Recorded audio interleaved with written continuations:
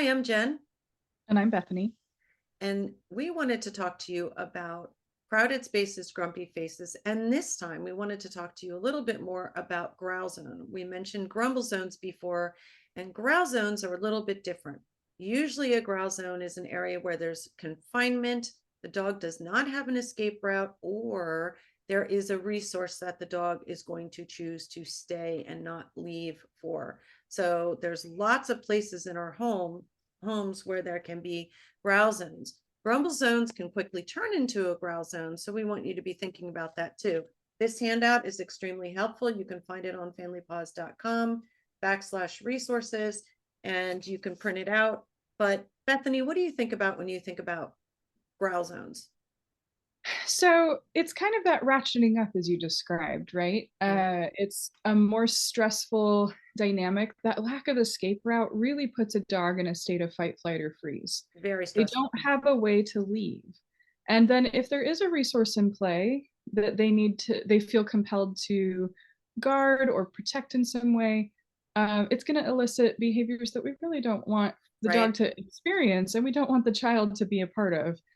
And so there's a few areas in the home that are really classically set up this way. Crates are absolutely a growl zone. So if your dog likes to relax in their crate and they're eating their yummy enrichment item and relaxing, Yes. they're trapped. They're in a place that's theirs. It's safe. They love it. But then if that child can directly approach the crate, we have a problem. That's very stressful for the dog. Yeah, a So lot of people don't think sometimes about that. Yeah. no. So sometimes we want to think about putting in a second barrier of some kind, as in maybe the crate is, in your bedroom or something, and there's a gate in front of the Mhm. door so that the child can't directly approach the crate and the Love it. dog can really relax in that space. Yeah. Another really classic one is underneath a table, like a dining table with all the chairs pushed in. That's a tough area to get out of. And there's often food crumbs. So the dog is Yep. excited to be under there. Maybe they like to sleep It's under double there. whammy. And for some reason, that kiddo sees that table and goes, "Oh, I want to crawl under there and It's a and fort. relax too." It's a fort. It's a fun place to play, but it's also a play where food might have happened. And if your Mhm. dog has any kind of resource guarding, or even if they don't have resource guarding, but they love food, wow, what a conflict there can become very quickly.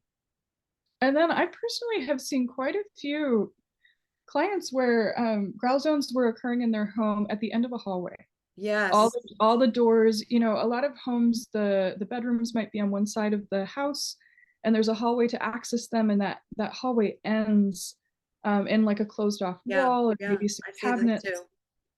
And so maybe the dog is hanging out in the hallway and the child approaches and the dog doesn't have a way to leave. And so these spaces can be really challenging and you really want to walk through your home and consider what the growl zones are in your space. Yeah. And the one you just mentioned, I see that a lot at transition time, like bedtime, Hmm. or the hallway downstairs.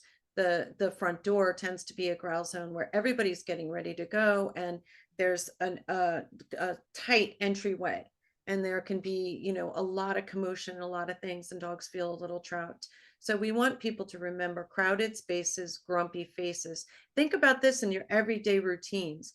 Think about your daily routines, what might be a crowded space to equal a grumpy face. I promise you it'll make a difference in your daily life for you and your family dog. I'm Jen, Bethany. and we hope that this helps.